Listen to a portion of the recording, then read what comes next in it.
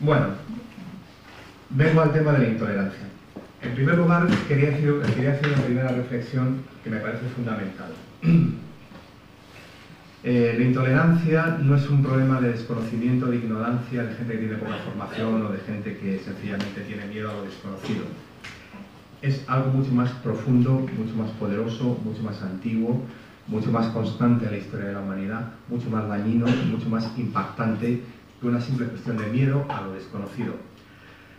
Martin Luther King decía precisamente esto que estoy diciendo ahora, ¿no? Decía que pese que hay algunos apóstoles que parece que promueven la indiferencia y la poca participación de la gente, tenemos que concebir el problema de la intolerancia como algo absolutamente peligroso, amenazante, dañino, profundo, antiguo, impactante. Es un, digamos, por decirlo de alguna manera gráfica, es un agente exterminador de todo sistema democrático. Allá donde anida la intolerancia se pone en riesgo el sistema de libertades y derechos fundamentales, derechos humanos de que disfrutamos.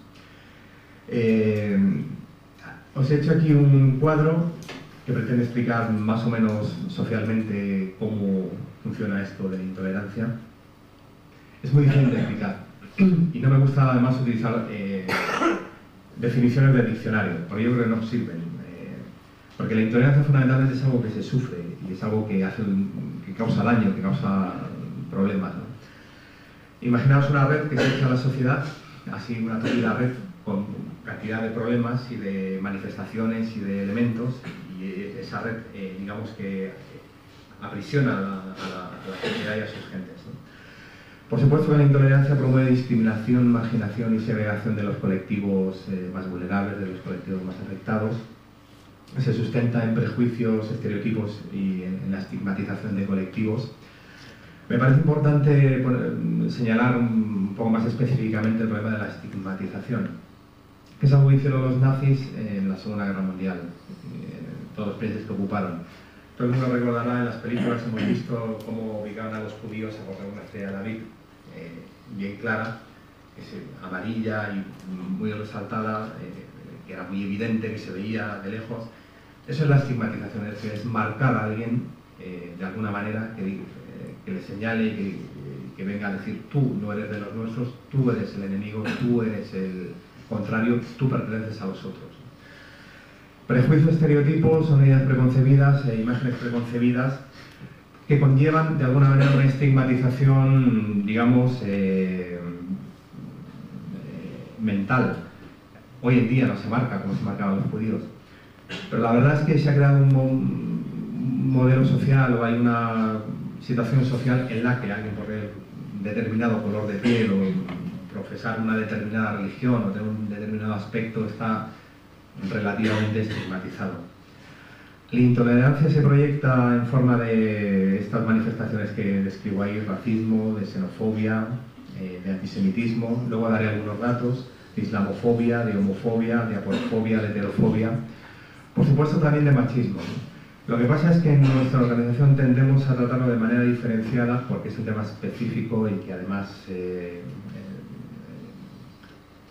hay muchas organizaciones feministas que hacen un magnífico trabajo, hay una conciencia social afortunadamente sobre el tema y creemos que es mejor tratarlo de manera diferenciada, no inmerso en este tema. Pero el machismo de alguna manera cumple los mismos, tiene los mismos mecanismos que cualquiera de estas manifestaciones que ahí pongo. Cuando la intolerancia se enquista, cuando antes decía el agente exterminador, cuando se enquista en una sociedad, produce este tipo de cosas que pongo ahí: el fascismo, el nazismo, el populismo, el comunismo, entendiendo el comunismo como la experiencia de la Europa central y del este, o de países como China o Cuba, donde se violan flagrantemente los derechos humanos, se anula la libertad individual del individuo y se criminaliza al que piensa distinto, ¿no? Entendiendo por comunismo eso.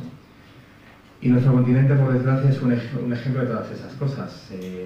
Afortunadamente, en 1945 se consiguió vencer militarmente al fascismo en casi toda Europa, en España y en Portugal. Luego una transición democrática y vencimos al fascismo más o menos. Pero en toda Europa del Este, bueno, pues el comunismo se instaló ahí y bueno, durante cerca de 40 o 50 años sufrió una situación de represión de la libertad individual absolutamente brutal y espantosa, ¿no? Y desde el punto de vista individual, las personas que tienen actitudes intolerantes y digamos que de alguna manera tienden a desarrollar actitudes de odio y de intolerancia, pues son gentes que tienen una tendencia, que son autoritarias desde el punto de vista psicológico, al mismo tiempo tienden a la subalternidad y en general tienen un pensamiento dual, es decir, no conciben los matices de la sociedad, lo ven todo blanco o negro, bueno o malo, es decir, no son capaces de ver el arco iris de lo que es la realidad del momento, que es multicolor y muy difícil de explicar. El populismo, que me lo he saltado antes, es una forma de hacer política que consiste en lanzar mensajes simples y de alguna manera establecer un criterio, ellos y nosotros.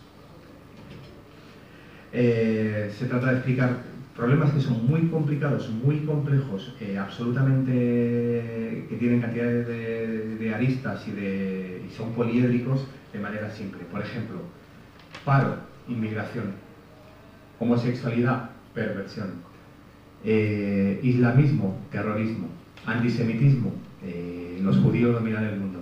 Este tipo de explicaciones simples a situaciones complejas. Hoy en día tenemos ejemplos de populismo en Venezuela, en otros sitios, pero también tenemos un problema de tentación del populismo xenófobo en algunos partidos que utilizan la criminalización de los inmigrantes para rascar unos poquitos de votos. Bueno, aquí viene una definición más o menos sintética de las diferentes manifestaciones de intolerancia. El racismo es el supremacismo racial. Alguien puede pensar, ¿hay quien crea que la raza blanca es superior o que una raza es superior a otras razas? Una encuesta que se hizo en el año 1995 en España le preguntaban a los profesores de enseñanza secundaria, ¿creen ustedes que la raza blanca es superior? Y un 30% de los profesores de enseñanza secundaria contestaban, sí, la raza blanca es superior.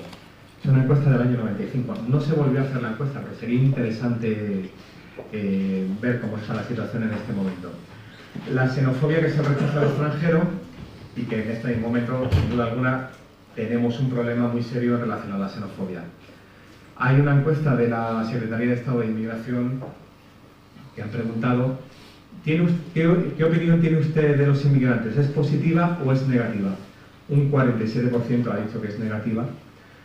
Pero por ahí hay una encuesta más reciente que circula por ahí, que se publicó el miércoles o el jueves, una encuesta en Cataluña, le preguntan a los catalanes lo mismo, los catalanes contestan, un 48% tiene una imagen negativa.